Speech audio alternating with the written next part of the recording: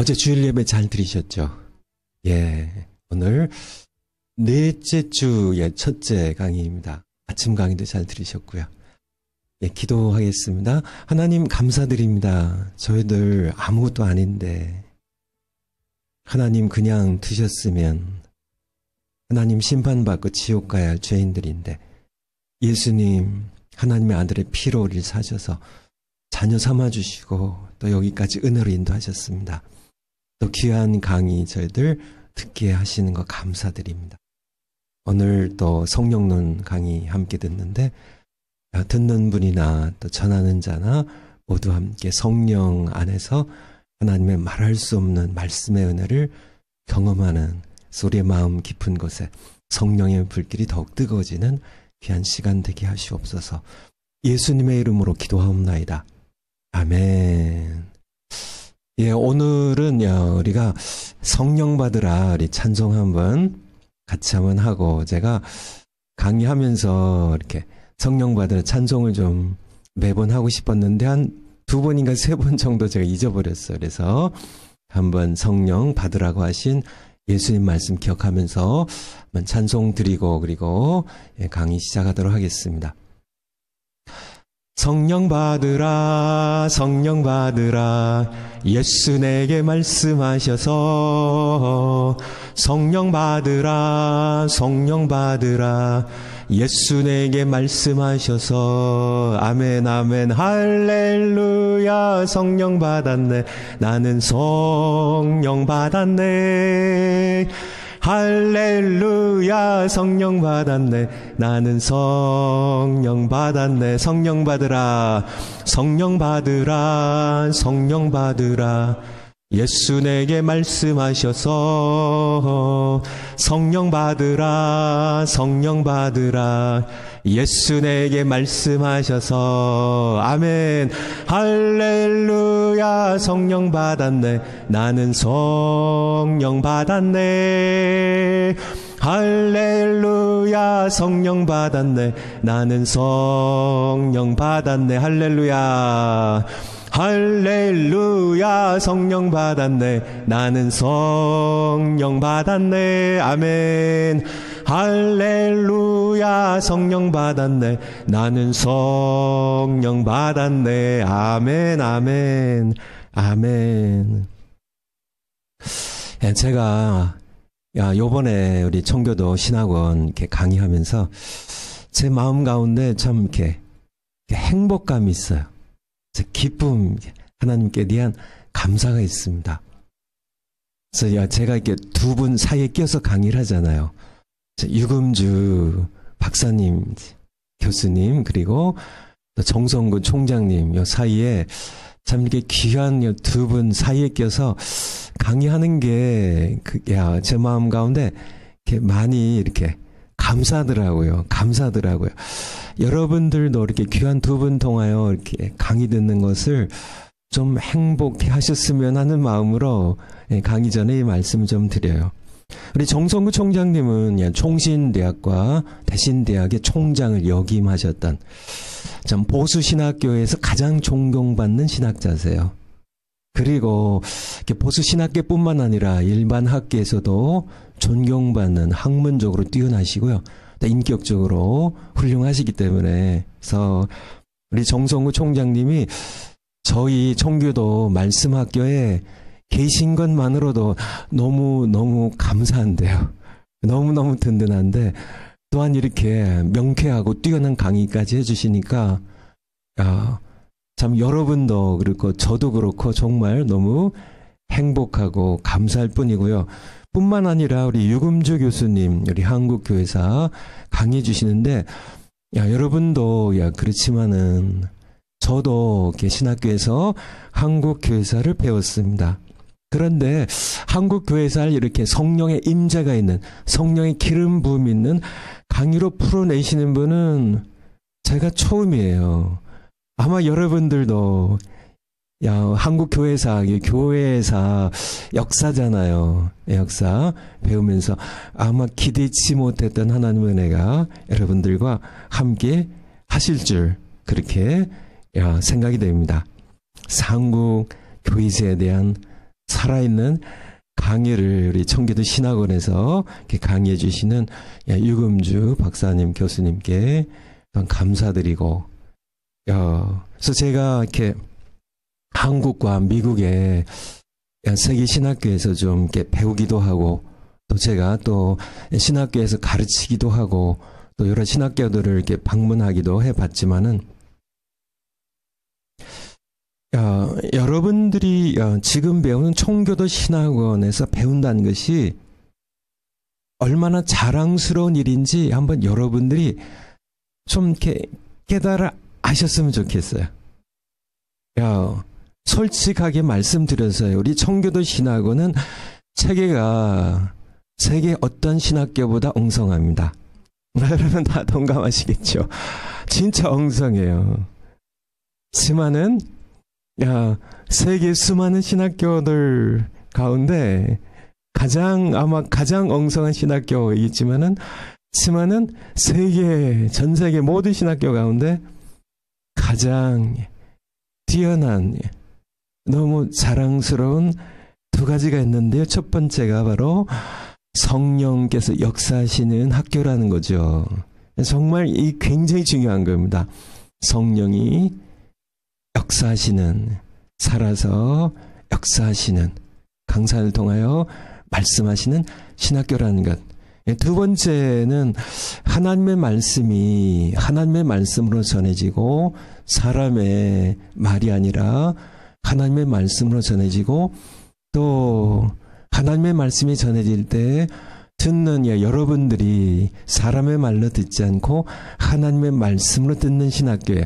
이것이 매우 중요한 거예요. 매우 중요한 겁니다.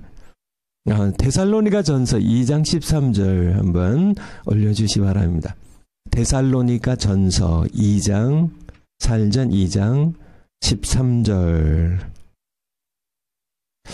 사도 바울이 데살로니가 교회 성도들에게 이제 편지를 쓰면서요. 이러므로 우리가 하나님께 쉬지 않고 감사함은, 너희가 데살로니가 교회 성도 여러분이 우리에게 사도 바울과 선교 일행에 들은 바 하나님의 말씀을 받을 때 사람의 말로 받지 아니하고 하나님의 말씀으로 받으면이, 이게 굉장히 하나님의 말씀을 사람의 말로 전하는 그런 강사들도 얼마든지 이 시대에 많이 있고요. 또 하나님의 말씀을 전할 때 받는 분들이 사람의 말로 듣는, 하나님의 말씀을 듣지 않는 그런 신학교의 학생들이 이 시대에 참 많이 있습니다. 그런데 데살로니가전서 2장 13절이요.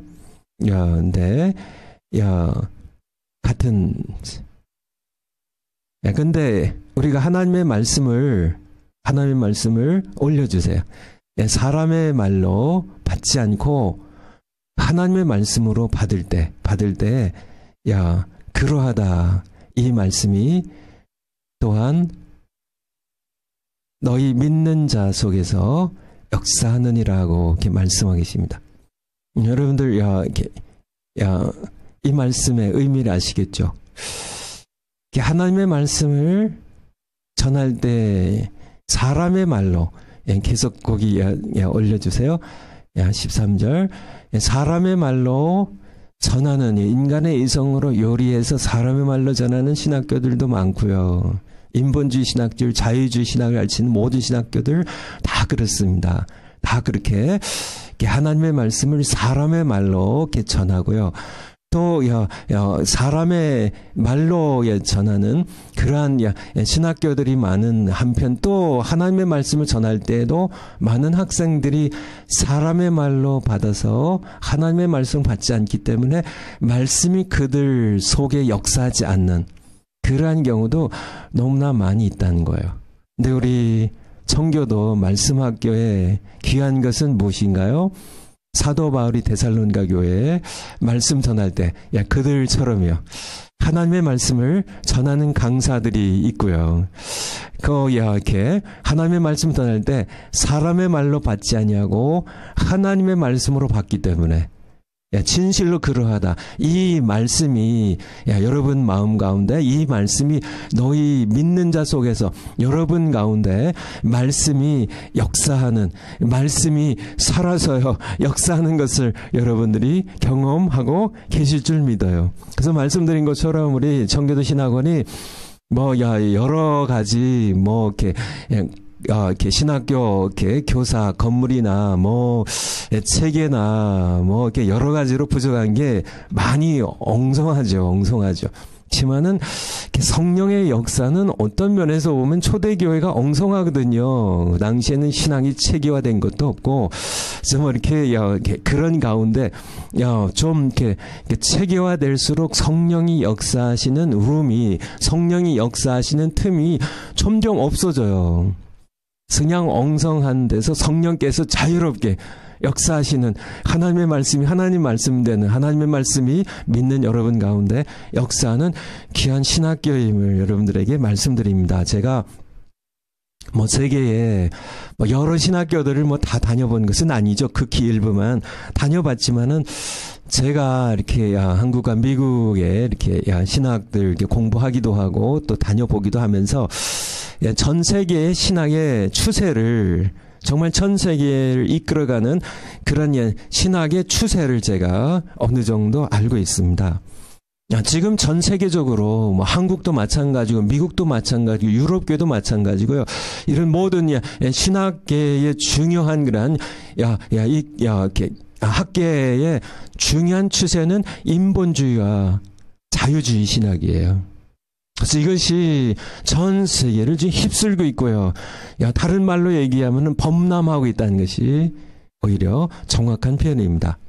인본주의와 자유주의가 신학을 지배하고 신학교들을 거의 휩쓸어 몰아가고 있는 그러한 시대입니다. 그런데 이런 시대에 칼빈의, 개혁자 칼빈의 개혁과 청교도의 전통을 자랑스럽게 이어가는 그런 우리 두 분, 우리 정성우 총장님과 류금주 교수님 강의를 듣는 것이 여러분에게 얼마나 자랑스러울지, 하나님께서도 이 학교를, 우리 청교도 신학원을 자랑스럽게 생각하실 겁니다. 여러분들이 좀 이렇게 우리 신학교에 자랑스러운, 우리가 자랑할 것은 뭐라고요? 성령입니다. 성령이 역사하시는, 우리가 여러 가지로 부족하지만은 성령이 역사하신, 두 번째는요, 하나님의 말씀이 하나님의 말씀으로 선포되고, 하나님의 말씀이 하나님의 말씀을 받아들여지는, 그래서 말씀이 듣는 모든 자 속에 역사하는 신학교라는 그런 말씀을 드립니다. 그래서 저도 참 우리 청교도 신학원이 자랑스럽고요. 또 여러분들이 자랑스럽습니다. 여러분들도 이 신학교를 자랑스럽게 참 마음 가운데 품으셨으면 좋겠어요. 성령론으로 돌아가면, 이제 성령론에 돌아가면, 성령 세례 지금까지 계속 배웠죠. 성령 세례는 예수 그리스도의 증인되게 하기 위하여 중생한 자들에게 부어주시는 기름 부음이라고 가르친 신학교는 제가 아는 한에는 전 세계의 청교도 신학원밖에, 우리 신학원밖에 없어요. 여러분 아시나요? 전 세계 신학교를 아마 수천 개가 있을래나 수백 개가 될래나, 전 세계의 신학교를 아시아에 유럽에, 아메리카 대륙에, 성주에, 전 세계 신학교를 이렇게 성령 세례의 관점으로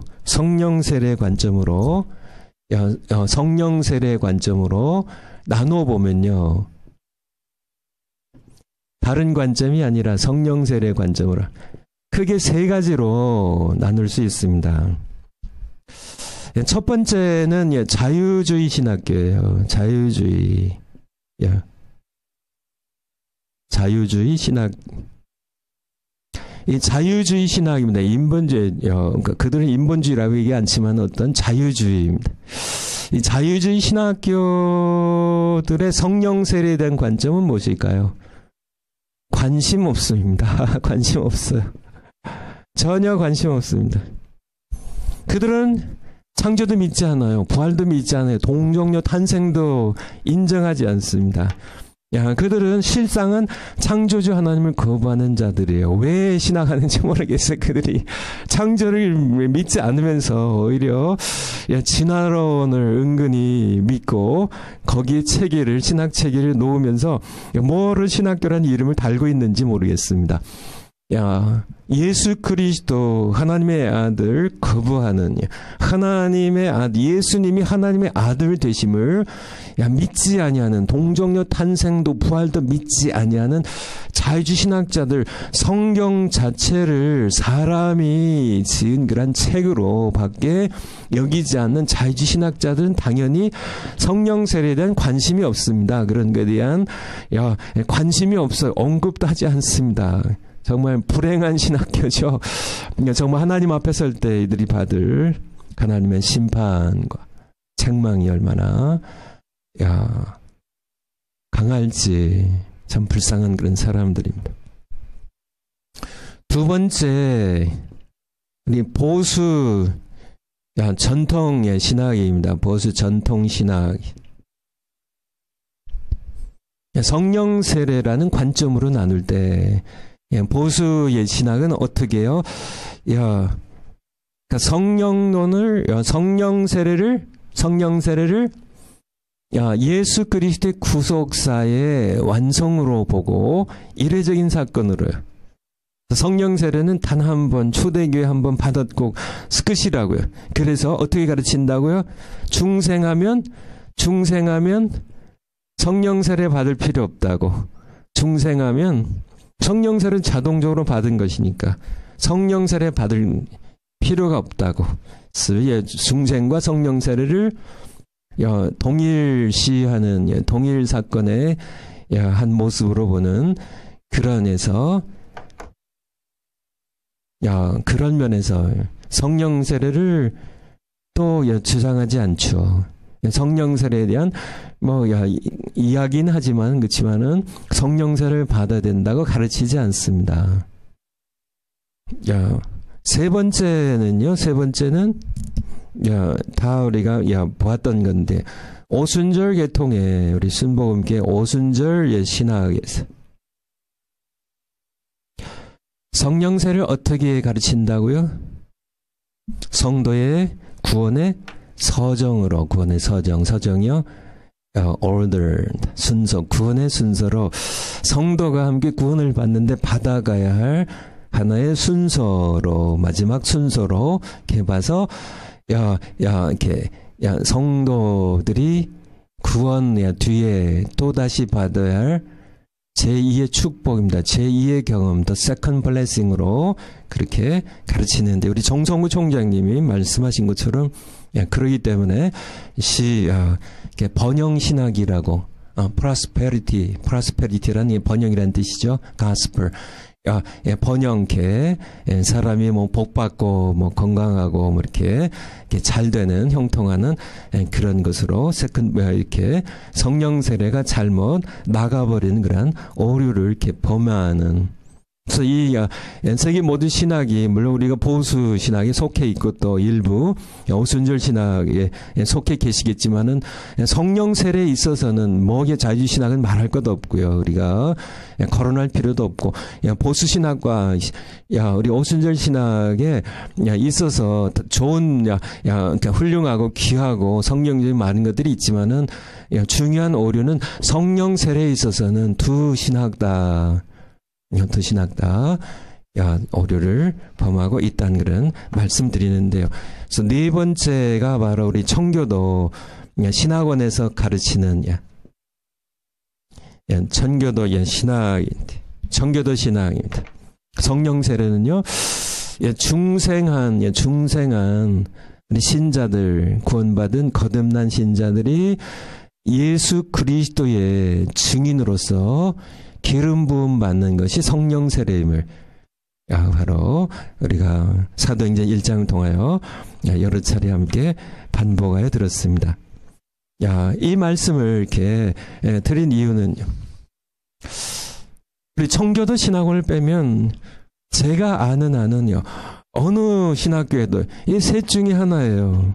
전 세계 신학교가 전부 성령 세례에 관해서는 셋 중에 하나입니다. 아예 뭐 관심도 없고 가르치지도 않든지. 근데 이 자유주의 신학이 요즘 전 세계를 범람하고 있고요. 그래도 진리를 사수하며 보수하며 지키니 보수 신학도 성령 세례에 있어서는 중생과 성령 세례가 동시에 일어난다는 초대에 한 번 이루어졌고, 성령 세례가 그래서 중생하기만 하면 성령 세례 자동적으로 받은 것이니까 성령 세례 받을 필요 없다는 그런 오류에 오를 범하게 되고, 마찬가지로 모든 전 세계 신학교가 이 셋 중에 하나예요. 아니면은 중생과 성령 세례가 다르지만은 성령 세례를 하나의 블레싱으로 보는, 하나님께서 구원의 과정 가운데 주시는 그런 축복으로 보면서 번영신학으로, 형통신학으로 빠져버리는 그런 오류를 범했는데요. 바로 우리 청교도 신학원에서 가르친 이 청교도 신학이 아니라고. 성령 세례란. 그래서 전 세계에 제가 아는 한 그래요.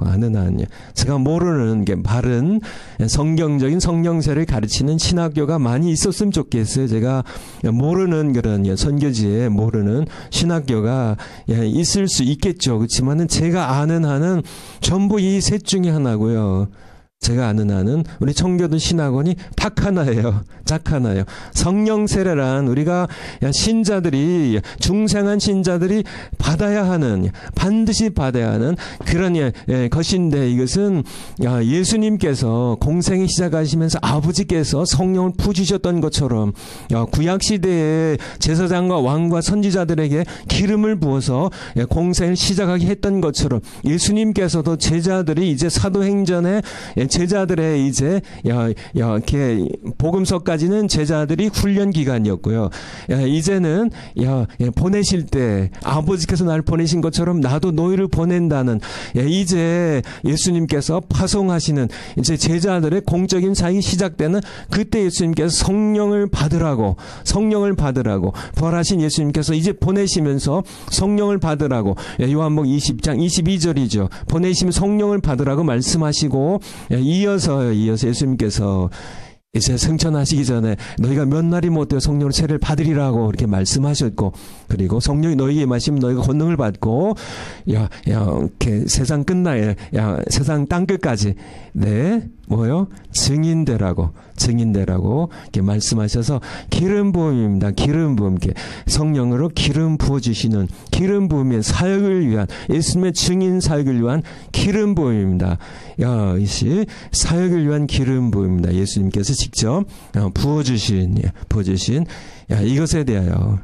그래서 우리 청교도 신학에 이렇게 성경적인 성령론으로 우리 성령 세례가 기름 부음이라는 사역, 예수님 증인된 사역을 위한 기름 부음이라는 이 말씀이 어디서 왔을까요?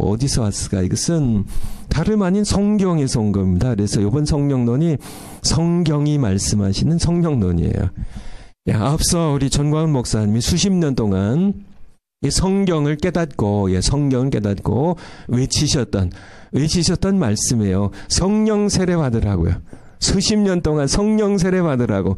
중생한 신자들에게 그냥 성령 세례 그냥 받은 거니까 관심 가질 필요 없고 이미 자동적으로 받은 것이라는 보수 신학의 성령 세례만큼은 그것이 오류라고, 성경에서 성령 세례 받으라고 말씀하셨다고.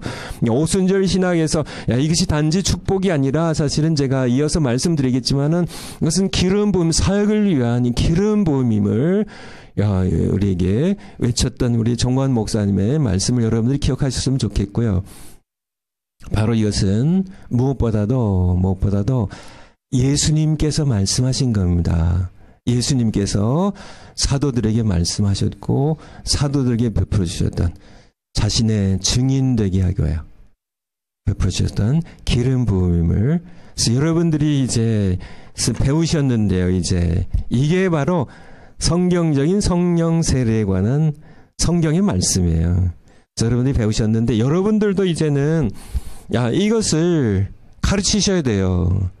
가르치셔야 돼. 여러분도 성령 세례를 받고 성령 세례 받으신 분들 예수님의 증인으로 기름 부음 받으셨기 때문에 능력 있게 예수님의 복음을 십자가와 부활의 복음을 전하시고 또한 이 성경에 가르치는 이 성령 세례를 여러분들이 선포하셔야 됩니다. 선포하셔야 돼요. 여러분들이 학생으로서 배우는 것뿐만 아니라 이제 여러분들이 선포하셔야 돼요. 그것이 성령 세례의 목적이니까요.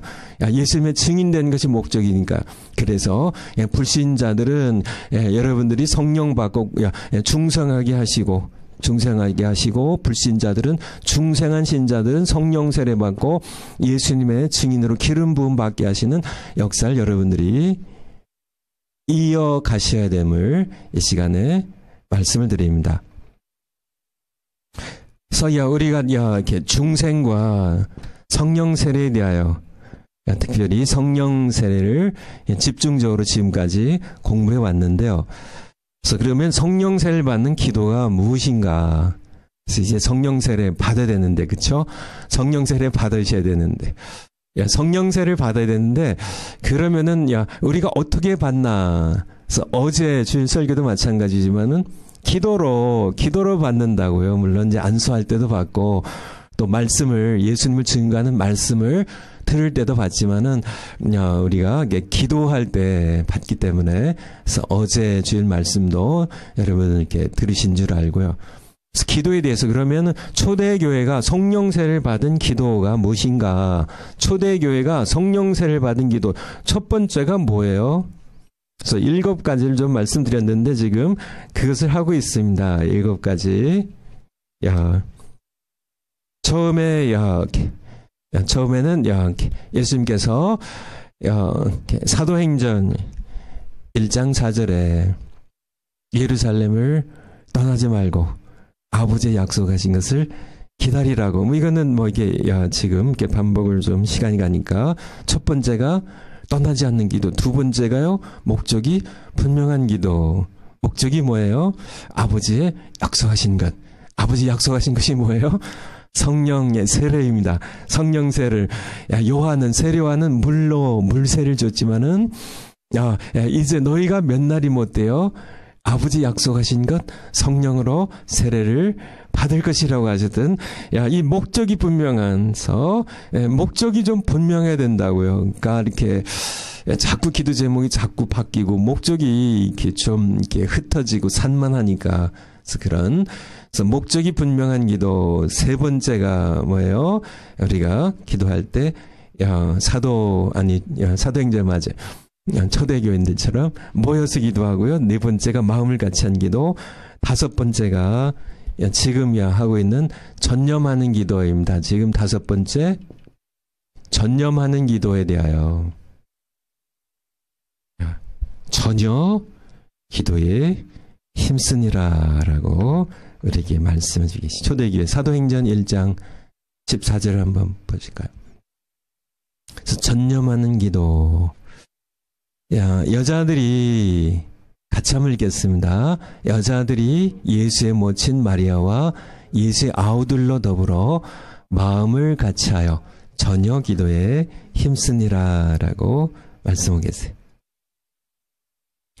그래서 단순한 사람들이, 어린아이 같은 그러한 단순한 사람들이 몰두하여 잡념 없이 전념하여 집중하여 생각이 흐트러지지 않는 상태로 기도하는, 전혀 기도에 헌신하는, 몰입하는 기도에 대하여 말씀드림. 그래서 두하임 무디에 대하여 얘기를 드렸죠. 두하임 무디는 그는 이렇게 어렸을 때요. 우리가 18살 때 버스턴에 가서 에드워드 캠볼이라는 주일학교 교사 선생님을 통하여 복음을 듣고 그가 중생합니다. 중생입니다. 중생. 무디가 중생을 해요.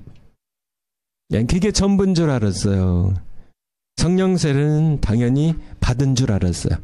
왜냐하면 그렇게 교회에서 가르치고 신학교에서 가르치니까, 목사님들 그렇게 가르치시니까. 그런데 중년 부인 둘을 통하여 그가 성령 세례가 필요하다는 사실을 그가 깨닫습니다. 하나님의 은혜죠. 고집 피우지 않고 그가 전념으로 기도하게 됩니다. 그는 울면서 하나님께 매어 달렸고 그가 시카고에서 뉴욕에 방문했을 때 하나님께서는 그의 기도를 응답해 주십니다. 그 후로 그의 전기에 보면 설교가 달라져요. 그 이전에도 이 무리는 이제 이 청소년들, 아이들 사역을 많이 했거든요. 사역을 많이 했습니다. 뭐 많이 몇백 명씩 이렇게 모이는 그런 아이들에게 복음을 전하고 참 많이 설교를 한 사람인데요.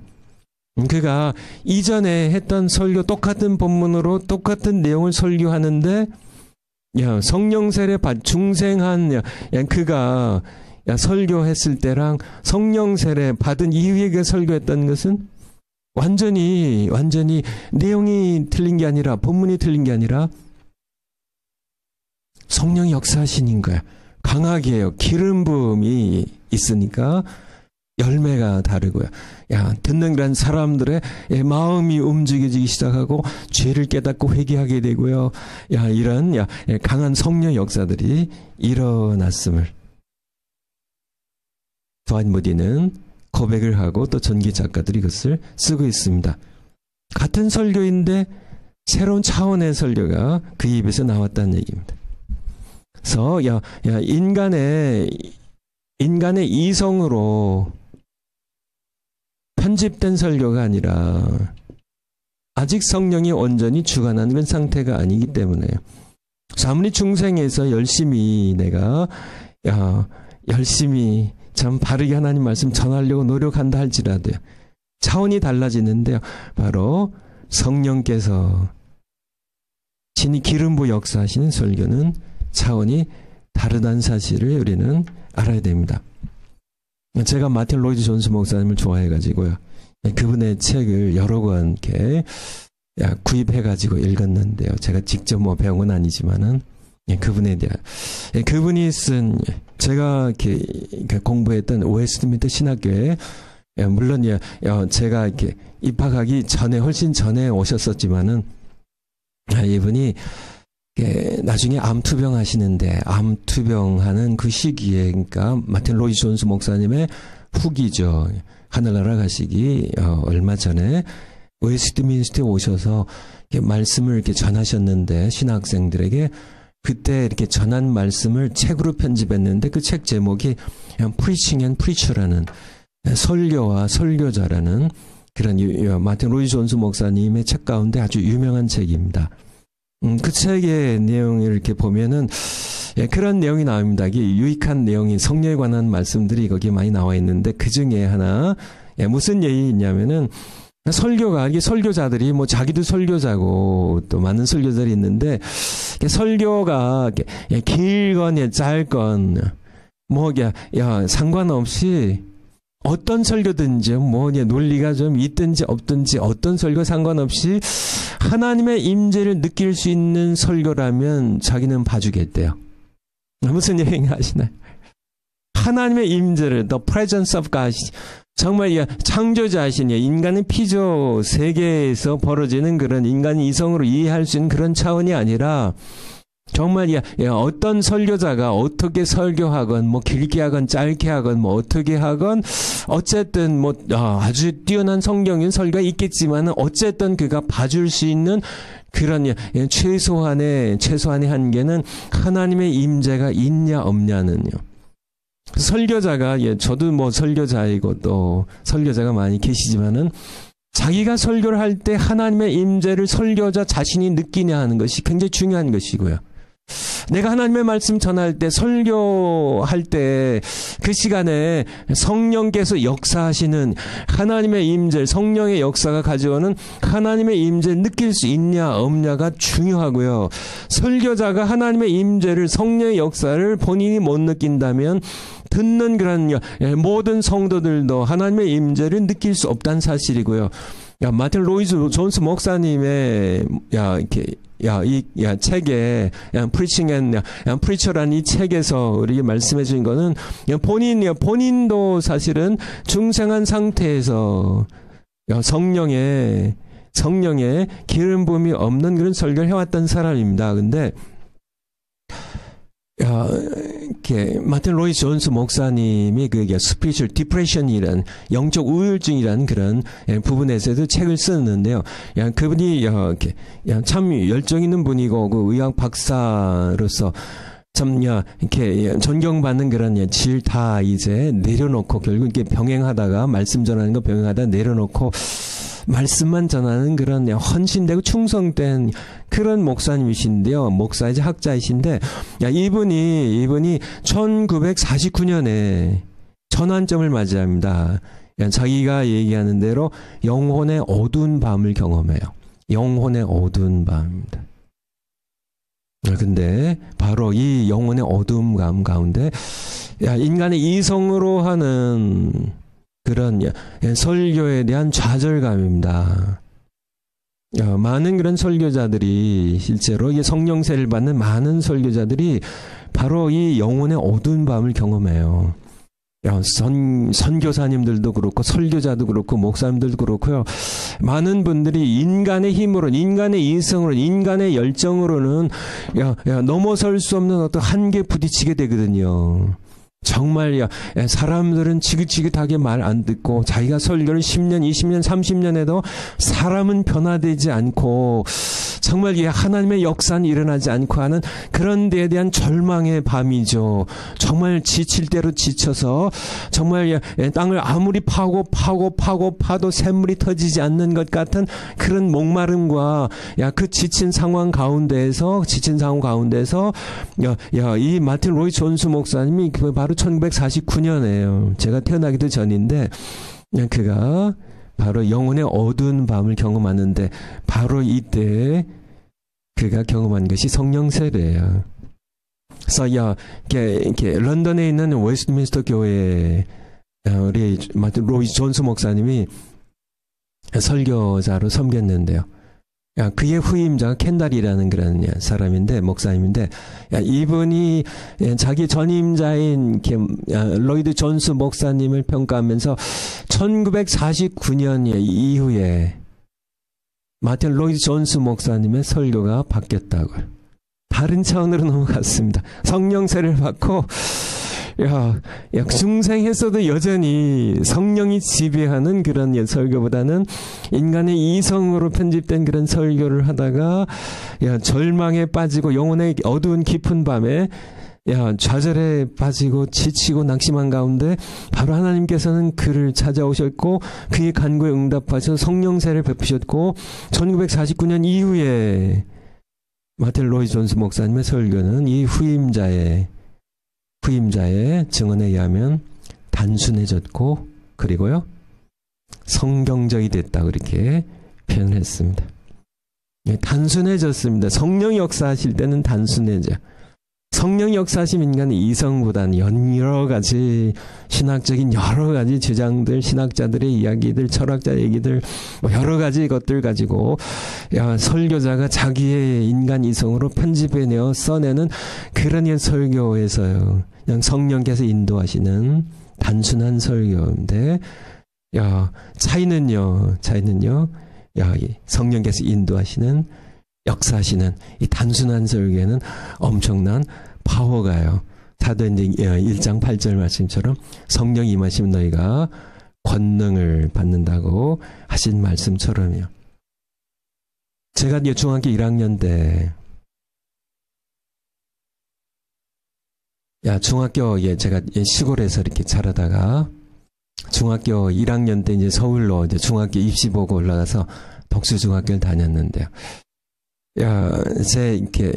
그 과정은 참 하나님의 은혜가 참 컸는데, 어쨌든 금호동의 산동네에 조그만, 저희 어머니랑 제가 이렇게 누우면은 이렇게 다른 가구도 놓을 수 없을 만큼 작은 방에서 이렇게 살았는데, 거기에서 제가 중학교 1학년인가 1968년도입니다. 3월 달에 처음 입학해가지고 금호동의 산동네에 베다니 교회라는 그런 교회가 있었습니다. 네, 야, 그 전 주일은 제가 문화동에 있는, 이렇게, 문화동인가, 문화교회라고 있었어요. 아마 약수동인가, 문화동인가. 거기에 문화교회라 있었는데, 주일 예배는 거기서 드렸고요, 거기에. 우리가 잘 아는 목사님이 계셔서. 근데 수요일 저녁은, 이제, 다음 수요일 저녁은, 저희, 이제, 저희 어머니와 제가, 집이 아주 가까워요. 바로 뭐, 이렇게, 한 3, 4분 걸으면 되는 곳에, 산 위에 이렇게 배단위 위에 있었는데, 저녁이고 또 그러니까 그냥, 어머니가 거기 한번 가보자 해서, 거기 다니려고 한 게 아니라 그냥 갔습니다. 근데 거기에서 저는 뭐 설교하신 목사님 이름도 모르고 뭐 잘 모르고 다 몰랐는데, 이렇게 그때 제가 설교를 들었는데요. 제가 그 설교가, 어린 심령이지만은 지금까지 들어왔던 설교와는 다른 차원의 설교를 들었습니다. 다른 차원의 설교예요. 그래서 제가 저희 어머님께 지금도, 제가 얘기를 해서 그 교회를 정했거든요. 엄마, 우리, 이 교회 다녀요. 그렇게 어머니께 얘기를 드렸고, 저희 어머님이, 그래서, 아들 소원대로 그 교회를 정해서요. 그런데 이 작은 결정 하나가 저의 일생을 바꾼 거 아세요? 그때요. 그냥 중학생 머리 빡빡 깎고 제가 또 이렇게 제 또래보다 더 얼뛰고 제가 또래보다 훨씬 더 이렇게 좀 이렇게 좀 그러니까 모든 면에 좀 뒤처지는 그런 모든 그런 저거든요. 제가 이렇게 좀 이렇게 늦게 되는 그런 저거든요. 뭐 그게 제가 뭘 알겠어요. 근데 제가 그때 인간의 이성으로 편집한 설교와 성령 역사한 설교를 제가 이렇게 뭐 이런 용어로 이렇게 깨달은 게 아니고요. 그냥 성령 역사한 설교를 제가 느낀 겁니다. 느꼈어요. 제 영혼을 흔드는 그런 설교를, 성령 역사를 제가 느꼈어요. 그리고 그 교회를 제가 다니자고 어머니께 말씀드린 요 작은 하나가요. 1968년도 3월 초순에 그때 이 결정 하나가 저의 일생을 결정했던 사실입니다. 정말 놀랍죠. 매우 매우 중요한 겁니다. 그러니까 제가 뛰어나가지고 어렸을 때부터 뛰어나가지고 제가 구별한 게 아니고 100% 하나님의 은혜예요. 얼뛴 저를 하나님께서 불쌍히 여기셔서 그런 은혜를 주셔가지고 그래서 이것이 정말 성령 세례를 받은 설교, 정말 성령 세례를 받은 설교자의 설교를 구별하고 그 설교자 통하여 배우는 그런 그것이 여러분의 일생을 바꾼다는 사실을. 그래서 여러분들도 마찬가지입니다. 여러분들도 이렇게 정교도 신학원에서 말씀을 배우시고 하는 여러분들 모습 보면 여러분들도 이 구별하는 정말 인간 이성으로 편집된 정말 많은 사람들이 디모데후서 4장 말씀처럼 귀가 가려워서 사역을 쫓을 스승을 많이 두고 진리에서 귀를 돌이켜 허탄한 얘기를 쫓으리라는 정말 인간의 이성으로 편집한 설교들을 수많은 그런 크리스찬들이 다 좋아하고 따라가고 있는데 여러분들이 전광훈 목사님의 설교를 사모하고 참 어려운 가운데도 핍박을 받는 가운데도 구별하여 들으려고 하시는 것을 보면 여러분들도 바로 이 두 가지 설교를 인간 이성을 편집한 설교와 성령의 역사하시는 성령의 기름 부음 있는 설교를 구별하시는 여러분들이시라고 이 말씀 드린 겁니다. 앞서도 말씀드린 것 같은데요. 이 설교를 구분하지 못하는 성도들이 너무 많아요. 너무 많습니다. 성경의 요한계시록 2장 7절에 보면 요한계시록 2장 7절 요한계시록 2장 7절 한번 올려주실까요? 요한계시록 2장 7절 계시록 2장 7절 귀 있는 자는 예수님께서요, 사도 요한을 통하여 소아시아에 7개의 편지를 보내시는데요. 7번 반복한 말씀입니다. 이거는 에베소 교회에 말씀하신 거죠. 귀 있는 자는 어떻게 하라고요? 성령이 교회들에게 하신 말씀을 들을지어다라고 말씀하겠어요. 근데 에베소 교회 성도들 가운데 귀 없는 자들이 있었을까요? 아니, 일반적으로 다 있습니다. 귀는요. 귀는 다 있는데 왜 귀 있는 자는 그냥 성령이 교회들이 하신 말씀을 너희 모두 들을지어다 이렇게 하시면 되는데, 귀 있는 자는 이것을 7번을 반복하고 있어요. 귀 있는 자는 성령이 교회들에게, 이 시대에 마찬가지로 많은 그런 크리스찬들이 있지만은 뭐 믿지 않는 사람들은 뭐 이렇게 다 제외하고라도요, 크리스찬들 가운데도 들을 귀가, 성령이 교회들이 하신 말씀을 듣는 귀가 없는 사람들이 부지기수란 얘기예요. 구별을 못합니다. 인간 이성으로 편집한 설교와 성령 세례를 받고 성령이 역사해서 성령의 기름 부음 있는 설교를 구분할 수 있는 그런 사람들이 많지 않다는 얘기예요. 여러분들의 귀에는 들리시죠? 성령이 교회들이 하신 말씀이 들리시나요? 들리시는 줄 알아요. 그러니까 청교도 신학원 강의도 들으시고 또 전광 목사님의 설교를 듣고 계신 거죠. 그런데 더 참혹한 것은 일반 크리스찬들뿐만 아니라 설교자들 중에도요, 자신이 설교한다고 어제 강단에 서시는 설교자들 가운데도 인간 이성의 세계를 넘어서요. 정말 피조 세계를 넘어서 다른 세계입니다. 차원이 다른 세계, 영의 세계예요. 하나님의 세계에 있다는 사실을 뭐 지식으로는 다 인정하시겠죠. 뭐 그것같이 인정 안 하는 분들도 계시겠지만은 대부분 인정하시겠죠. 그렇지만은 정말 그 하나님의 세계, 참 보이지 않는 하나님의 세계에서 하나님께서 위로부터 부어주시는 성령의 기름 부음이 있는 설교를 전하는 자들이 되어야 된다는 사실을 깨닫지 못한 사람들이 너무 많다는 얘기예요. 고린도후서 4장 16절에서 고린도후서 4장 16절부터 그러므로 우리가 낙심하지 아니하노니 겉사람은 우리의 몸뚱이는 후패하나 계속 늙고 아프고 병들죠. 우리의 속은, 우리의 영혼은, 속사람은 날로 새롭도다. 17절 우리 잠시 받는 환난에 경한 것이 지극히 크고 영원한 영광에 중한 것을 우리 이루려 함이니. 18절 같이 한번 읽겠습니다. 시작. 우리의 돌아보는 것은 보이는 것이 아니요 보이지 않는 것이니 보이는 것은 잠깐이요 보이지 않는 것은 영원함이니라 합니다. 우리의 보이는 몸이 후패하는 이 겉사람이 속한 보이는 세계가 있고요. 근데 이 보이는 세계는 잠깐이에요.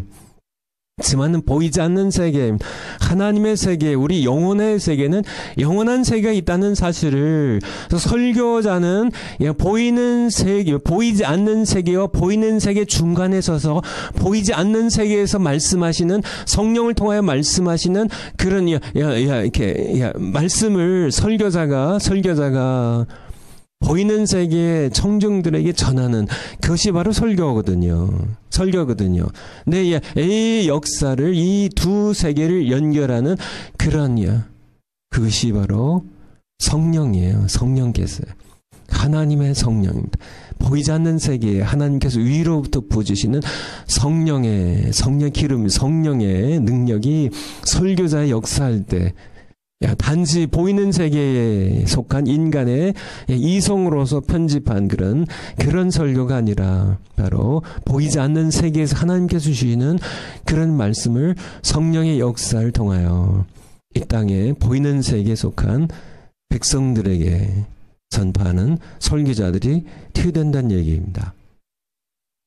제가 좋아하는 네 분이 있다고 말씀드렸죠. 사도 베드로입니다. 드와인 무디입니다.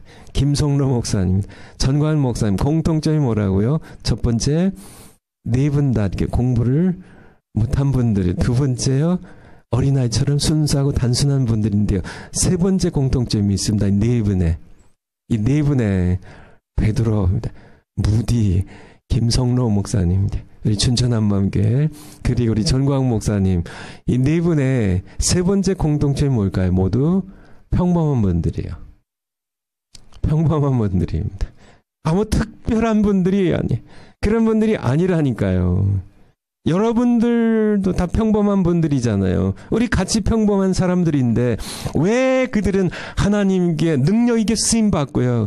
왜 우리는 그렇게 쓰임 받지 못하고 있냐는 얘기예요. 그 차이는 딱 하나입니다. 그들은 전념해서 그들은 성령 세례를 위해 기도했고 우리는 그렇게 못했다는 얘기예요. 이것 외에는 없습니다. 우리 야고보서 5장 17절에 18절입니다. 야고보서 5장. 야고보서 5장 17절부터 엘리야 얘기인데요. 엘리야는 우리와 뭐가 같아요?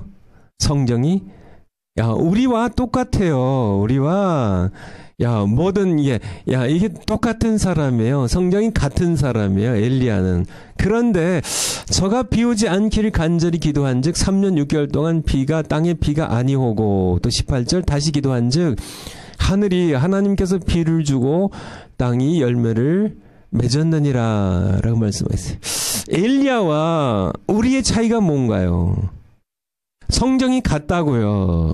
그렇잖아요. 우리가 모든 우리의 이게 지어진 이 모든 이 재질이 이게 사람으로서의 우리의 모든 그런 이것이 똑같은데요. 성품과 모든 감정과 이 모든 정의 이것이 우리가 똑같은 사람인데 엘리야랑 우리가요. 근데 엘리야는 기도하니까 3년 6개월 동안 비가 멈췄고 다시 기도한즉 하나님께서 비를 주셨는데요. 땅이 열매를 맺었는데요. 엘리야와 우리의 차이는 뭘까요? 마찬가지입니다. 우리 무디나 우리 정광 목사님이나 김성로 목사님이나 우리 베드로나 초대교회 성도님들과 우리 차이가 딱 하나인 것처럼 그들은 전념해서 기도했고 우리는 그렇게 하지 않았다는 거예요. 이 엘리야의 기도 한번 볼까요? 열왕기상 18장 41절입니다. 열왕기상 18장 41절.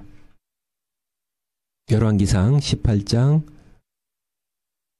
41절. 열왕기상 18장 41절. 41절. 엘리야가 바알 선지자 450명과 대결했죠. 하나님께서 불러서 응답하셨습니다. 그리고 엘리야가 아합 왕에게 이르되 북쪽 이스라엘 왕국의 왕이죠. 올라가서 먹고 마시소서. 큰 비의 소리가 있나이다. 아직이야 하늘에 구름 한 조각도 없는데 큰 비의 소리가 어디서 들렸을까요? 18장 1절에 보면 하나님께서 말씀하셨거든요. 큰 비를 주시리라고요. 그리고 42절에 보면 하나님께서 말씀하셨으니까 믿음의 귀에 들린 겁니다. 큰 비의 소리가. 그리고 기도하죠. 42절에 보면 엘리야는 먹고 마시러 올라가니라. 엘리야가 갈멜산 꼭대기로 올라가서 땅에 꿇어 엎드려 그 얼굴을 무릎 사이에 놓고 간절한 기도의 모습을 이렇게 표현하고 있어요. 땅에 꿇어 엎드렸습니다. 그냥 돌뿌리, 나무 뿌리가 있는 그런 산 꼭대기에 무릎 꿇고 엎드렸어요. 그리고 그 얼굴을 무릎 사이에 넣었어요. 그리고 사원에게 기도하고 이제 올라가 바다 저편, 지중해 저편을 바라보라고요. 올라가 바라보고 구하되 아무것도 없나이다. 가로되 7번까지 다시 가라고. 7번째 이르렀어요. 그렇게 무릎 꿇고 기도하면서 7번째 이르러서요. 그래서 지중해 대해입니다. 바다가 보이는 곳에 뛰어갔다가 또 와서 아무것도 보이지 않습니다. 또 기도하고 무릎 꿇고요. 무릎 사이에 얼굴을 넣고 간절히 기도하기 7번째 만에 바다에서 지중해 저편에 사람 손만한 작은 구름이 일어나나이다.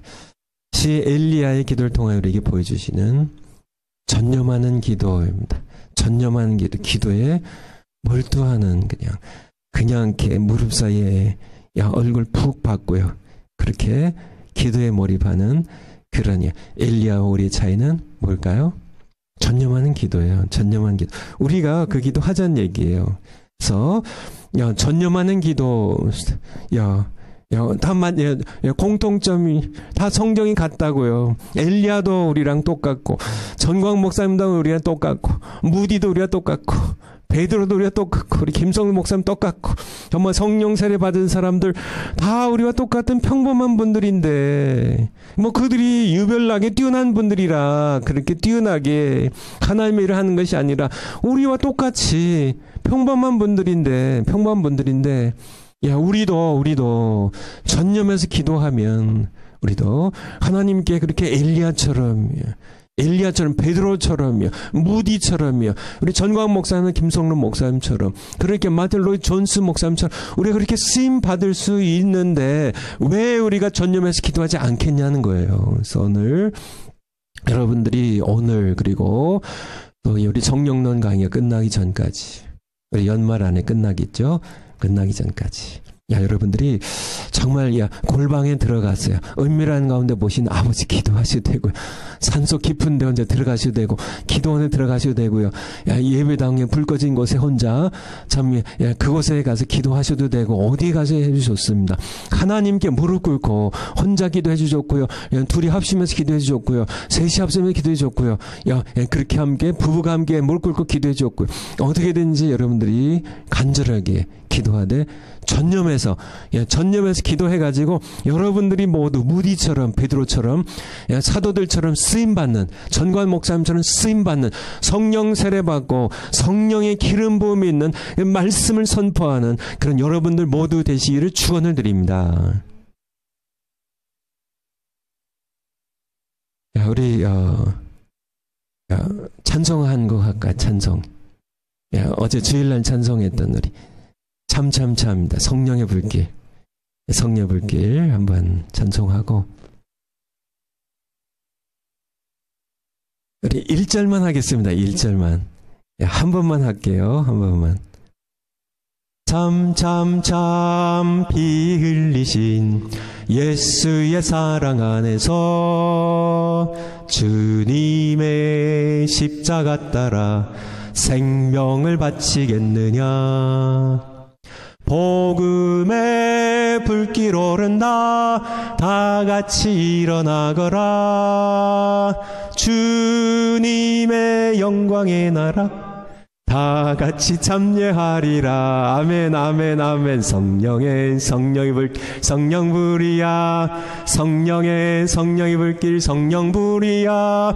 온 천하 세계 만방에 버치자 성령의 불길. 성령의 불길, 성령불이야. 성령의 불길, 성령불이야.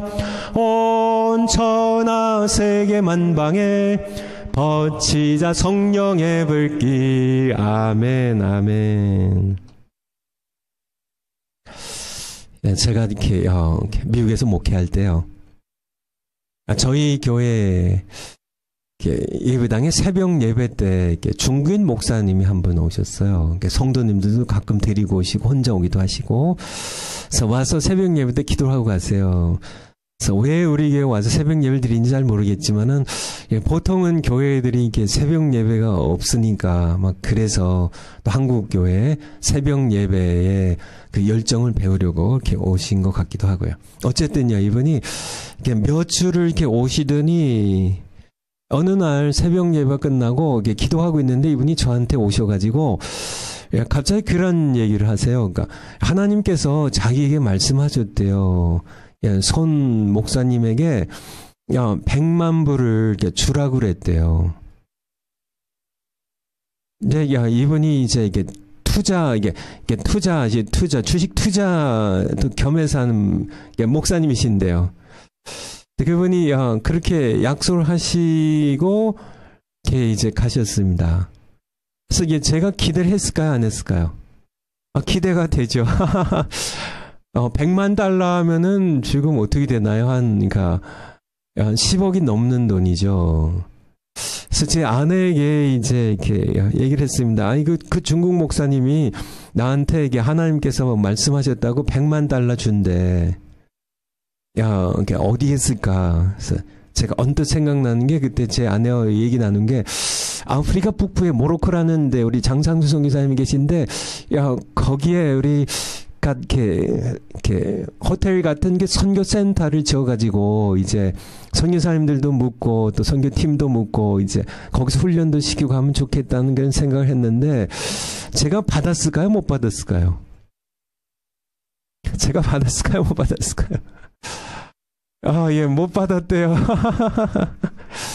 아, 진짜, 야, 못 받았어요. 그리고는, 야, 이분이, 야, 이렇게, 얼마 후에 그냥, 이렇게, 다시 안 나오시더라고요. 아마 사정이 있었겠죠. 뭐, 투자한 것이 좀, 이렇게, 손해를 많이 봤든지, 뭐, 어떻게 됐겠죠.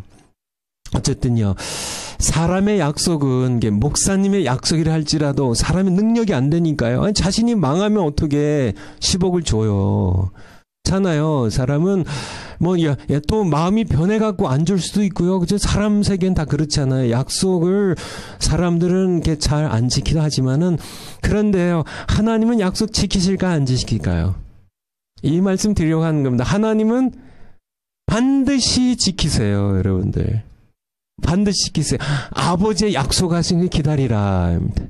반드시 주세요. 더 주고 싶어 하세요. 더 주고 싶어 하세요. 야, 우리가 이게 어제 주일 설교처럼 못 받는 이유는 두 가지입니다. 하나는 구하지 않기 때문에요. 또 하나는 정욕으로 쓰려고 잘못 구하기 때문에 동기가 옳지 않기 때문에 우리가 그렇지 않으면 반드시 주세요. 반드시 주세요. 우리가 이제 다음 주일 설교에 말씀인 것처럼 성령 주실 때 하나님 좋아하신 설교가 있는데요. 어쨌든 우리가 전념해서 기도하면 하나님은 우리가 받기 원하는 것보다 훨씬 더 주고 싶어 하시는 누구세요? 아버지세요. 어제 말씀처럼. 그러니까 자꾸 이렇게 성도님들이 이렇게 기도 핵심이 뭐라고요? 기도 핵심이 핵심적인 단어가 아버지예요. 기도 가르쳐 주세요. 제자리에 계실 때 예수님이 들고 나온 단어가 아버지예요. 기도는 아버지께 하는 거야. 자녀된 너희가 아버지께 하는 거야. 이 사실 모르면 무슨 기도 된다고요? 외식하는 기도가 돼요. 자식들은 세상 가정에서 자식들은 아버지께 외식하지 않거든요. 이게 아버지께 하는 거라는 걸 모르니까 또 이방인처럼 그렇게 많이 구해야 이렇게 뭐 이웃집 아저씨 이렇게 사정해야 주는 것처럼 그런 분이 아니에요. 이미 우리 필요를 아시는 분이라고. 아버지께 하는데 아버지께 여러분들이 기도하면 하나님께서는 자녀인 여러분들이 받기 원하는 것보다 아버지께서 주기를 더 원하신다는 사실을 여러분들이 잊지 않으셨으면 좋겠어요. 그래서 여섯 번째가 이게 다섯 번째인데 여섯 번째가 힘쓰는 기도입니다. 사도행전 1장 14절 한번 다시 한번 보죠. 사도행전 1장 14절. 사도행전 1장 14절 다시 한번 읽겠습니다. 시작. 여자들과 예수의 모친 마리아와 예수의 아우들로 더불어 마음을 같이하여 저녁 기도 힘쓰니라. 물론 13절에 11 제자와 여자들과 이렇게 있습니다. 다 합쳐서 120명 정도죠. 어떻게 해서 기도에 힘쓰는 기도입니다. 힘쓰는 기도. 물론 이게 다 통하는 거라고요. 우리가 이렇게 체크리스트, 이렇게 점검표 만들어 놓고, 떠나지 않는 기도, 목적이 분명한 기도, 이렇게 쭉 해놓고, 이게 다, 7개 다 해야 성령 세례 주시고, 이건 아닙니다. 하나라도 바르게 하면요, 집중하면, 성령께서 다 이 모든 것들이 다 갖춰지게 하세요. 다 갖춰지게 하세요. 그냥 목적이 분명하게 하시고 하나라도요 전념하면 다 그렇게 떠나지 않게 되고 힘쓰게 되면 목적이 분명하게 되고요. 이렇게 다 한 마음이 되게 되고 그래서 힘쓰는 기도에 대하여 영국 얘기인데요. 영국에 2002년 18년 전에 영국에 가장 이렇게 중요한 방송이 BBC 방송에서 18년 전에 영국 국민 100만 명을 대상으로요, 설문조사를 했는데, 영국 역사 이래 가장 위대한 영국인 100명을 그래서 이렇게 선정하기 위하여 존경한 인물, 가장 위대한 인물이라고 생각하는 영국인은 누구인가를 100만 명 조사를 했는데, 이렇게 상위권에 가장 높은 게 오른 사람들이 아이작 뉴턴입니다. 만유 인력의 법칙을 이렇게 발견한 아이작 뉴턴, 그리고요 윌리엄 셰익스피어입니다. 문학의 세계적인 그런 문학가이죠. 근데 이 두 사람을 뛰어넘어서 1등에 오른 사람이 있는데 누굴까요? 여러분들 퀴즈입니다. 누굴까요? 윈스턴 처칠입니다. 윈스턴 처칠. 그러니까 윈스턴 처칠은 2차 세계 대전 때, 지난 세기 2차 세계 대전 때 나치 독일, 히틀러가 이끄는 나치 독일 정권이 이제 이렇게 유럽 대륙을 이렇게 완전히 점령하게 됩니다. 그렇죠? 점령하게 되고, 그리고 이제 밤마다 폭격기를, 나치 정권의 공군의 폭격기들이 런던을 폭격하고 있던 그런 시대예요. 때 전시 내각의 총리로 수상으로 이렇게 위촉을 받은 사람이 바로 윈스턴 처칠입니다. 그가 1940년 5월 13일 의회 연설에서 영국 국민에게 이런 연설을 했는데요. 그 요점이 그런 겁니다. 첫째, 내가 영국 국민 여러분에게 바칠 것은 피와 땀과 눈물밖에 없다고요. 두 번째, 우리 앞에는 아주 고통스러운 시련이 기다리고 있다고요. 세 번째, 우리 내각의 정책을 묻는다면 하나님께서 주시는 모든 힘을 동원하여 극악한 정권과 싸우겠다는 것이고요. 우리의 목표를 묻는다면 한마디로 승리라고요. 승리 없이는 생존할 수 없기 때문에요. 윈스턴 처칠은 그가 청년 장교 시절에 남아프리카 공화국, 아프리카 남부에 있는 남아프리카 공화국에서 네덜란드의 전쟁, 보아 전쟁이 나왔는데 이 보아 전쟁에 참전했다가 그는 포로로 잡힙니다. 근데 포로 잡혔다가 탈출하는 과정에서 이 윈스턴 처칠이 청년 장교 시절에 하나님을 만나요. 그래서 윈스턴 처칠은, 세상의 전기 작가들은 윈스턴 처칠 얘기할 때 그의 신앙에 대해서는 별 관심이 없지만은 실상 중요한 것은, 윈스턴 처칠에게 중요한 것은 진실한 신앙인이었어요. 하나님 믿는 믿음이 있었습니다. 그는 하나님께 주신 모든 힘을 동원하여 악한 정권과 싸우겠다고 했던 그의 연설이 바로 의회의 당시 연설이었습니다. 윈스턴 처칠이나 그와 함께 싸웠던 영국 국민과 마찬가지로요. 오늘날 우리도 2차 세계 대전과 버금가는요, 사실은 그것을 능가하는 치열한 영적 전쟁의 한복판에 우리가 서 있다는 사실이에요. 윈스턴 처칠처럼이요. 그 당시의 영국 국민처럼이요. 우리도 영적 전쟁 가운데 우리가 지금 한복판에 서 있다는 사실이고요. 우리도 하나님께서 위로부터 주시는 모든 힘을 다 동원하여 하나님을 대적하는 무리들과 우리는 싸워야 된다는 것이 우리의 정책이고요. 우리의 목표는 승리입니다. 윈스턴 처칠이 외쳤던 것처럼 우리가 바칠 것도 윈스턴 처칠이 얘기한 것처럼 피와 땀과 눈물이에요. 여러분들이 이 사실을 잊지 않으셨으면 좋겠고요. 그런데 피와 땀과 눈물 얘기할 때 여러분들 성경적으로는 눈물, 피와 땀과 눈물 얘기할 때 누가 생각나세요, 여러분들? 피와 땀, 눈물 하면 누가 생각나세요? 여기 피와 땀과 눈물 하면 누구 생각나세요? 예수님 생각나지 않으세요? 예수님의 뭐가 생각날까요? 겟세마네 동산에 기도가 생각나겠죠. 그래서 이 강의를 준비하면서요, 힘쓰는 기도에 우리가 본받아야 할 가장 핵심적인 기도는 예수님의 겟세마네 동산의 기도입니다. 우리 한번 찾아볼까요? 누가복음 22장. 44절입니다. 누가복음 22장 44절입니다. 예수께서 어떻게 해요? 힘쓰시고 애써 더 간절히 기도하시니 땀이 땅에 떨어지는 핏방울같이 되더라.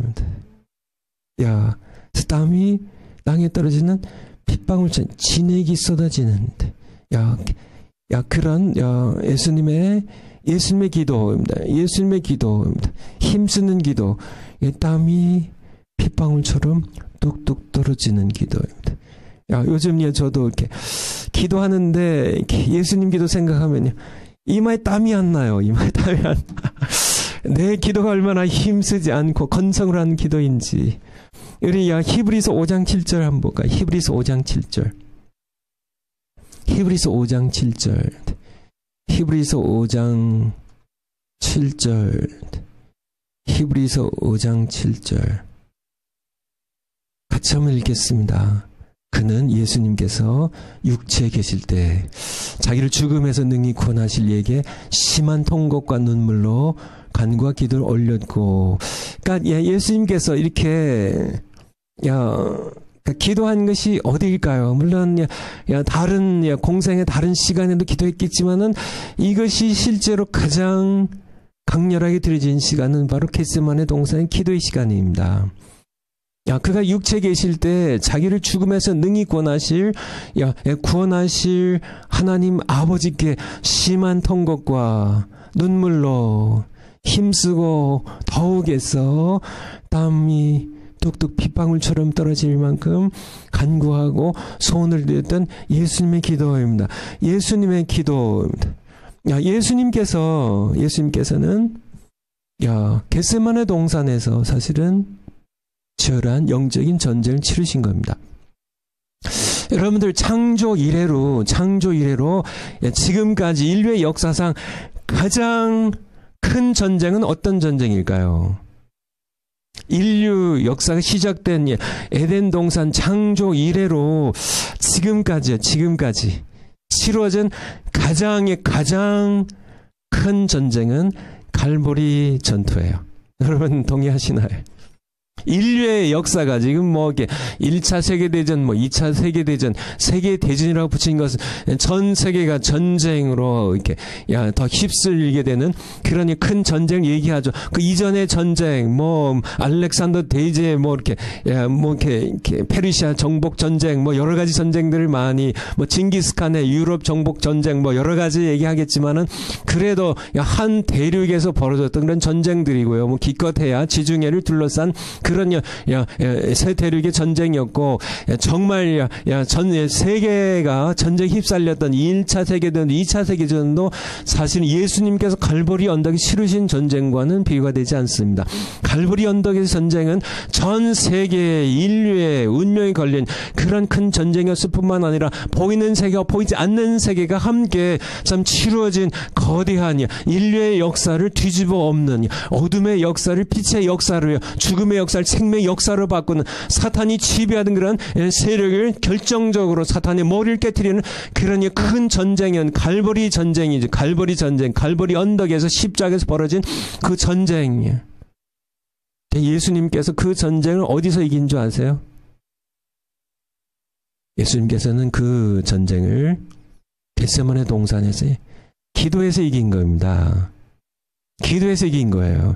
예수님께서 왜 그렇게 힘쓰고 애쓰고 자기를 구원하실 아버지께 그렇게 통곡과 심한 눈물로 간구하고 거기에서 땀을 뚝뚝 떨어뜨리면서 빗방울처럼 뚝뚝 떨어뜨리면서 그렇게 애쓰신 예수님의 그 기도에서 있으면 이기신 겁니다. 겟세마네에서 이기신 그 승리가 결정적으로 이미 승리를 이루셨고, 갈보리 언덕에 십자가를 지시고 갈보리 언덕에서는 그 승리를 거두셨을 뿐이에요. 그렇게 예수님께서는 겟세마네 동산의 기도 이후로 이미 이기셨기 때문에 기도 이후로 예수님께서는 힘을 그렇게 안 쓰세요. 그렇게 애쓰지 않으세요. 기도라는 겁니다. 기도란 것, 바로 힘쓰는, 우리가 영적인 치열한 영적 전쟁입니다. 지금 세상은 아까 말씀드린 것처럼 인본주의 세력과 자유주의 세력들 신학들이 전 세계 신학교들 뿐만 아니라 전 세계의 모든 것들을 하나하나 다 무너뜨리고 점령해가는 교회들이 지금 심하게 핍박을 받고 어둠의 세력들 가운데 공격을 받는 치열한 영적인 현장의 전쟁의 현장의 한복판에 우리 모두 서 있다니까요. 우리가 처칠이 얘기한 것처럼 우리의 목표는 승리입니다. 우리가 어떻게 이길 수 있을까요? 우리가 영국의 처칠 수상에 이끌어가는 영국 군대처럼 그렇게 폭탄을 쏘고 정말 군함들을 보내고 뭐 폭격기들을 보내고 해가 그렇게 이길까요? 우리는 그런 싸움이 아니잖아요. 우리는 어떻게 이길까요? 기도입니다. 어떤 기도로요? 예수님이 겟세마네 동산에 하셨던 것처럼 인류 역사의 가장 큰 전쟁을 겟세마네 동산에 힘쓰는 기도로서 이기셨던, 그렇게 눈물로 통곡으로요 땀을 흘리시면서 핏방울처럼 뚝뚝 떨어지셨던 그 기도로서 예수님께서는 이기셨다는 것을, 여러분을 겟세마네 동산에서 이 감람원이라는 동산의 한 부분입니다. 겟세마네 동산이 뜻이 뭔지 아세요? 기름 짜는 틀이라는, 오일 프레스라는, 기름 짜는 틀입니다. 기름 짜는 틀이란 뜻이에요, 이게. 제가 사진 몇 장을 좀 이렇게 가져왔는데요. 한번 올려주실까요?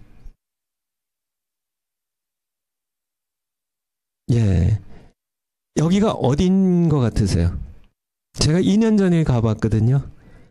이게 바로 다윗성 시온산 예루살렘 성이 있는 남쪽으로 이렇게 한 조금 채 오리가 안 되죠. 오리 정도 있는 감람산의 겟세마네 동산입니다. 지금 여기가 예수님께서 2000년 전에 바로 이 땅의 한 부분에서 무릎 꿇고 아버지께 기도하셨던 겟세마네 동산이에요. 거기 가보면은 이렇게 아마 이렇게 수십 년, 수백 년 된 이게 감람나무예요.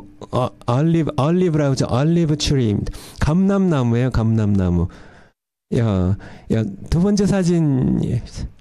요게 이게 감람나무에 이렇게 감람 열매예요. 이게 올리브라고 그러죠. 올리브. 감람 열매예요. 이렇게 대추처럼 파란 게 이렇게 열려요. 이렇게 열리고 익으면은 대추는 빨개지지만 요거는 거의 검은색으로 바뀝니다. 이렇게 되죠. 그 다음 이게 겟세마네예요. 요 그림이 요게 겟세마네입니다. 요게 이렇게 두 가지 방법이 있는데 여기다가 이제 감람이 감람나무 열매를 여기다가 따서 놓고 이거는 이제 큰 거니까 이제 뭐 당나귀나 이런 걸 통해 아니면 사람 여럿이 이 맷돌을 이렇게 연장 맷돌 돌려요. 이렇게 뺑뺑 돌리면서 이렇게 이제 이 감람 열매가 으깨지면서 기름이 나오게 되는 거죠. 그 다음 이거는 좀 작은 거로 그게 감람 열매가 좀 거기 있죠. 이렇게 해놓고 계속 돌려서 으깨가지고 짜면은 거기에서 이제 기름이 나오는 거죠. 마지막으로요. 그래서 이게 두 가지 방법이 있는데요. 이게 감람류를 짜는 틀이 두 가지인데 하나는 맷돌을 돌려가지고 으깨서 이렇게 감람류가 으스러져가지고 흘러나오게 하는 게 있고, 요거는 뭐냐면 위에서 무거운 거로 이렇게 눌러요. 그래서 짜서 나오게 하는, 이게 이제 흘러나오는 것들이 이게 감람류입니다. 그래서 이 사진을 통해서 여러분들이 보는 게 왜 예수님께서 겟세마네 가셔서 기도를 하셨을까? 그 의미를 좀 이렇게 생각해 보면, 정말 이게 그림에서 보았듯이, 사진에서 보았듯이, 그렇게 으깨어져서, 아니면, 이렇게 이게 연잔맷돌에 그냥 으스러지고 끼어져가지고, 아니면은 진 눌려가지고 으스러져서, 감람유가 기름이 흘러나오듯이, 예수님께서는 자기 자신을 으스러뜨리셔서, 끼어지셔서, 부서지셔서, 거기서 흘러나오는 땀과 눈물과 피로써 드리시는 그 기도를, 정말 인간으로 오셔서 인간의 진액을 다 짜내는 그러한 기도가 바로 힘쓰는 기도임을 겟세마네 동산에서 예수님께서는 겟세마네 동산 일부러 택하셔가지고 바로 기름 짜는 틀입니다. 그냥 진이겨가지고 기름이 다 으스러져서 그렇게 흘러나오도록 하는 그러한 기도를 드리시기 위해 예수님께서는 겟세마네 동산을 택하셔서 그곳에 가서 기도했다는 그런 사실이에요. 여러분들이 우리가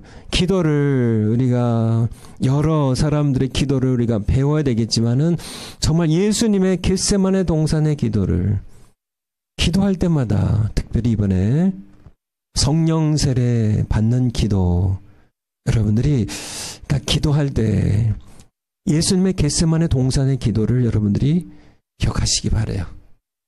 예수님의 겟세마네 동산의 기도, 정말 으스러져서 끼어지고 부서져서, 그래서 정말 땀과 눈물과 피가 으스러져 나올 그런 기도, 그 기도를 드리는, 그래서 우리가 모두 성령 세례 받으시는 여러분 모두 되시기를 축원을 드립니다. 기도하겠습니다. 하나님 아버지, 그렇습니다. 예수님께서 겟세마네 동산에서 감람유를 짜듯이 으스러지시고 끼어지고 부서지셔서 눈물과 땀과 피로써 들으셨던 기도를 우리가 기억합니다. 그렇게 인류 역사의 가장 큰 전쟁을 승리하시고 우리를 구원하셨는데, 우리 기도는 너무 건성입니다. 이마에 땀이 뚝뚝 빗방울처럼 떨어지는 정도가 아니라 그저 이마에 땀기도 생기지 않는 그런, 하지만 이제 우리가 예수님처럼 기도하기 원합니다. 진액을 짠 힘쓰는 기도를 하기 원합니다. 왜 그런 기도를 통하여 성령세를 주신지에 대하여 또 내일 함께 공부할 텐데, 우리가 정말 그런 기도를 드려서 좀 하나님께서 성령세례가 아까우셔서 아니라 그런 기도를 통해서만 우리가 성령세를 받는 훈련을 해야 성령세를 바르게 우리가 사용할 수 있기에 하나님의 깊은 사랑을 함께 경험하는 시간 될 수 있도록 우리를 인도해 주세요. 감사드립니다. 무엇보다 우리 정광 목사님, 감옥 안에서 겟세마네 기도를 예수님 따라 하실 텐데, 하나님께서 그의 끼어지고 으스러지는 그의 눈물의 기도를, 그의 땀과 피 흘리는 기도를 하나님 들어 응답해 주시옵소서. 예수님의 이름으로 기도하옵나이다. 아멘. 내일 뵙겠습니다. 감사합니다.